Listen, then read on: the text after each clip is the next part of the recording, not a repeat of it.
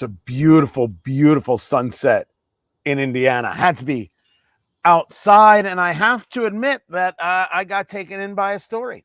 It wasn't a salacious story. I mean, it is certainly a shocking story, and it was a story about how a television show set, a miniseries that's being shot in Baltimore, starring Natalie Portman, got threatened. And this was the threat, right there. Natalie Portman series forced to shut down due to violent threat. The threat, as the story goes, was that a group said, hey, you have to give us $50,000. Otherwise, we're going to kill someone. The story goes that this production was threatened. Pay us or else. Well, this was said to a driver on set. The driver's like, I'm not paying you. Okay, we're going to come back and kill somebody. And then that shut things down, and they had to move. As the story goes now, that's not actually the case of what took place. A disgruntled street vendor who got moved out of the way because of this production was angry and said something daft, ignorant, stupid, whatever it is you want to call it. I shared this story on radio. I'm going to correct it tomorrow. Yes, I believe the story to be real. I had no reason for it not to be real. And the reason that I had no reason to think it not real is that this is where the societal rot has taken us. Welcome to the show, everybody. Presented by Americans for Prosperity, americansforprosperity.org. It is not so far-fetched in today's world to think that there was a group of people that said, you will pay us or we will do X. We have seen Antifa engage in violence. You can't drive down this street. You can't walk down this street. Punch a Nazi. Well, what's a Nazi? Anybody we say is a Nazi. So just go about punching people. And recently we've seen the president of the United States call Republicans fascists. Now, I want to be clear about something so we're all on the same page. When he says that MAGA supporters are semi-fascists, that's too cute by half. It is the same thing as Hillary Clinton saying you can put Trump supporters in a basket of deplorables. He's calling the 70 plus million people who voted for Trump fascists. He's calling anybody who disagrees with him fascist. And he even at that moment set out to put Larry Hogan on this pedestal. Who's Larry Hogan? The governor of Maryland. He was in Maryland when he made that statement. Well, that's a conservative you can work with, and referred to him as a conservative Republican. The people of Maryland don't refer to Larry Hogan as a conservative Republican. If you agree with them, if you do what they want, then you're the good kind of Republican. If you should have any level of disagreement, fascist, you don't believe in democracy. Why would I not believe in an age of societal rot, where I've got the president calling half the country fascists, where we have these flash mobs that go about looting CVS stores? People walk in 2, 3 at a time, steal everything they can and walk out. Nobody stops them. Nobody even tries to stop them. You've got Target and CVS and other drugstores that have closed in San Francisco and other places. They close early because they can't risk having everything constantly stolen from them. Why would we think this is so far-fetched? Why would we think that these radical positions where people who can steal up to $1,000 don't even get charged with a crime in California and other places? We see this mass looting taking place. No one gets charged with a crime. Why would we think it's so far-fetched that somebody could threaten a film set? And as I said on air, and this is still true, regardless, if you have a moment where someone pays this, that's it. It's over. It's threats for the rest of your days. I don't trust Hollywood enough to not actually pay something like that. I'm glad the threat didn't happen. But we should look at the threats that are happening. We have got the president of the United States calling half the country fascists, and he's going to be engaging a speech where, and this is what the reporting is again, that our rights are on the line. The Secretary of State candidate, Democrat in Colorado, said if Republicans win, you won't vote again. They will take away your voting rights. Karine Jean-Pierre, the White House press secretary, gleefully and joyfully pushes this idea that Republicans are fascists. You have the head of the DNC who won't disagree with Joe Biden, says Joe Biden's always been very consistent. Consistent to what? To when he was inaugurated, and in that address said that uniting the nation was in his, and I'm quoting here, whole soul. Well, that clearly isn't the case. It's not in his whole soul if he's calling half the country fascists. And then, of course, this happened. The Republican headquarters there vandalized, and the graffiti on it read, and it was blocked out, but I think I figured it out, eat shit fascists. Fascists. I wonder where they picked up that terminology. There is a societal rot at play. There is a serious issue that you can't even disagree with somebody. So let me give you some things that I disagree on. I disagree with paying off student loans. I think it's a bribe. I think that it's unconstitutional. I think it's going to be massive because it becomes a spending program, and that's why it's unconstitutional, because the president can't engage a spending program. Spending has to come from Congress, and it's morally wrong. If people say they're going to pay something back, they have to pay it back. And may I also add that this radicalness of applying this to PPP, Paycheck Protection Program, they tried that for like 2.5 days. You notice they've gone quiet on it. Paycheck Protection Program, right? We shut down businesses because of COVID. We never should have done that. You cannot shut down society to save society. I said that from the beginning. I got yelled at in my Indianapolis. I said that on air, and people would tweet out, Tony Katz is going to get people killed. No, Tony Katz understands a free society, and I didn't shut everything down. I elected representatives whose job it is to support and defend the Constitution of the United States of America. That's what I did. Now, you see these things. You see these places. You see how this is playing out. This one thing that I disagree with, that makes me a fascist? I disagree with how the border is being dealt with. That makes me a fascist? I disagree with how Joe Biden engaged withdrawal from Afghanistan that murdered 13 Marines. I don't know if murder is the right word you use in this situation, but go with me here. Left billions of dollars of hardware behind, and left behind those Afghanis who we promised to help, who helped us. That makes me a fascist? I see problems from the 2020 election. I don't claim that it was stolen.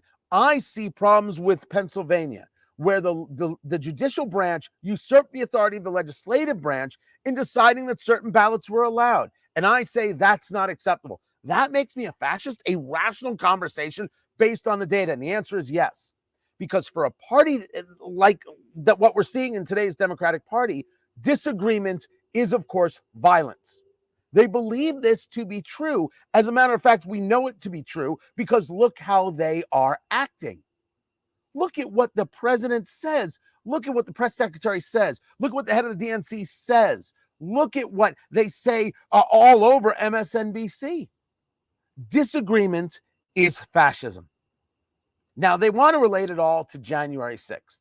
Everything is about January 6th. The violence that took place on January 6th. You know, Joe Biden, he was in Pennsylvania and he's stumping for John Fetterman, which, look, John Fetterman had a stroke and I wish the man well. But I saw a video of him where, to me, and I'm not a doctor and I would have no way of knowing, he couldn't answer a question. He did not seem okay. One of his staffers told him to move on. There's something very strange going on there. I wonder if there's going to be a debate between him and Dr. Oz, Mehmet Oz. Yes, the celebrity doctor. He's running for Senate. He's the Republican nominee. We'll see how that goes. And he's there in Pennsylvania is Joe Biden. And he actually said the words that these right-wing people don't understand. That if you want to take on the government, you're going to need F-15s. You're going to need more than guns. This is very reminiscent of Eric Swalwell saying, you can't come after the government. We've got nukes. He said those words. So let's go over this really quickly. We were told that January 6th was an attack on democracy where people tried to overthrow the government. Now, I call it a riot. It was never an insurrection. It was wrong, and some people are going to have to deal with the fact that they engaged in a riot. The riots were also wrong in Seattle and in Portland and in my beloved Indianapolis and Chicago and many other places where the political left said nothing. A riot is wrong. We should say so. It's okay to say so. It doesn't make you a bad person. But this idea that you can't take over the government with guns, you need F-15s, well, then why are they saying that the riot on January 6th was trying to overthrow democracy? None of those people had F-15s. And you realize they just say things to say things. They just say things because they think it fits the mood. What they say today has nothing to do with what they said yesterday. And what they say tomorrow has absolutely no bearing on what they say today. Those are the facts. But then again, as I was talking about the Constitution, this is a president who he's not really sure how it starts. We are the United States of America.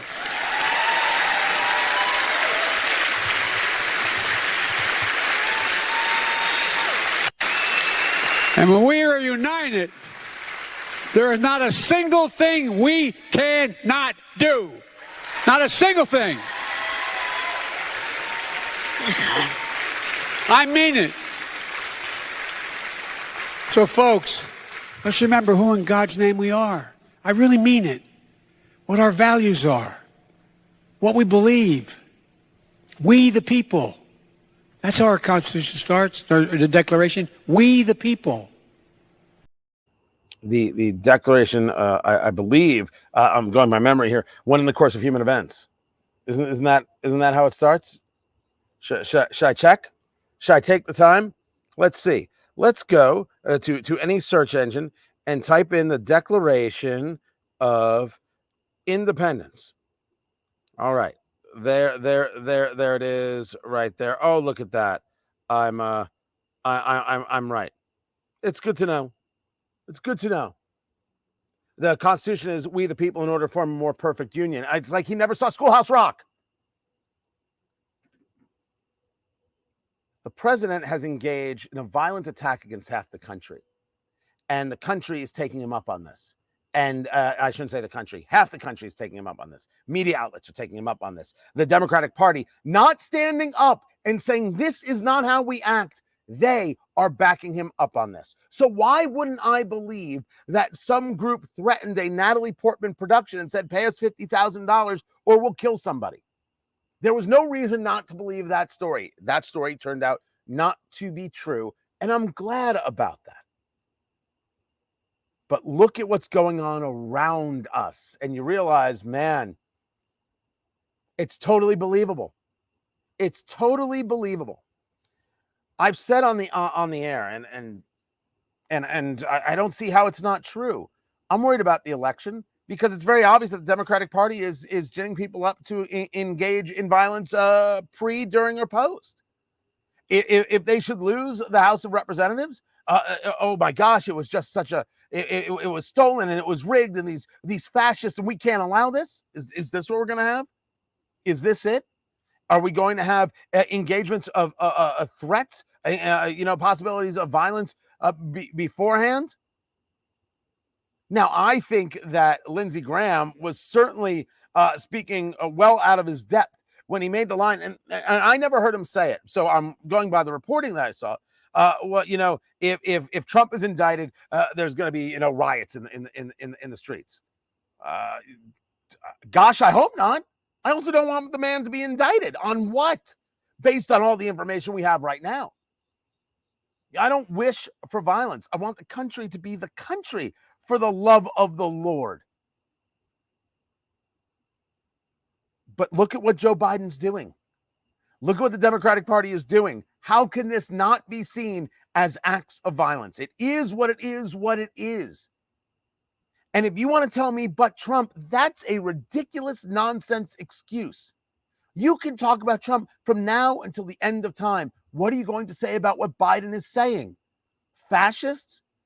I mean, never mind that he doesn't know the Constitution. He also doesn't know that fascism isn't really something of the political right. It's actually a tool, right? It's a tool that can be utilized by the right or the left.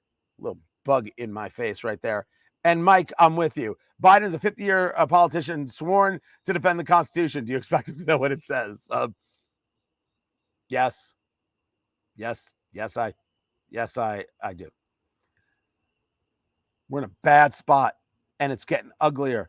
And and if you heard that Joe Biden piece right there from Pennsylvania, when we're united, there's nothing we can do. Let me ask you, is Joe Biden working on uniting when he calls you, if you should disagree with him, a fascist?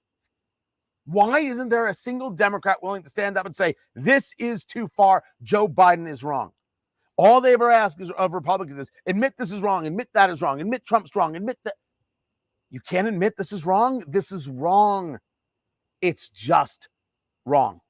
And it's why the Natalie Portman story, the story of her production being threatened, was so easy to believe. Again, you see, I'm outdoors, so you're going to get some little bugs. So now words are violence. I thought that was a snowflake thing. Let me, in case you missed what happened here in Florida, the building got vandalized. So if you say, if it's just words, what's the big deal? Couldn't you argue if the spray paint, the graffiti on the Florida GOP HQ said "Eat shit, fascists," which it did. I mean, I'm quoting it there, and fascist is the exact word that Biden is using. Can't I just draw a straight line?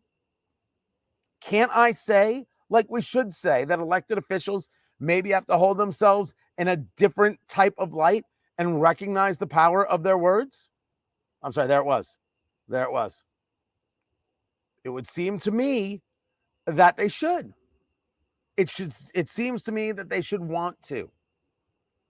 Can I stop some fool on Twitter from saying it? No. The president, the White House press secretary, the head of the DNC, maybe they should realize what a problem this is. A real problem.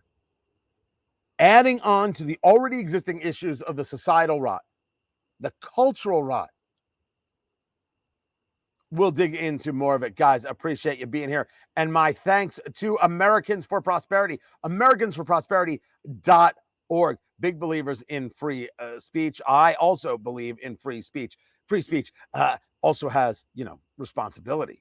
I'm allowed to note that the president, Joe Biden, is not taking any responsibility at all. Glad that you guys are here. I will catch you tomorrow. You take care.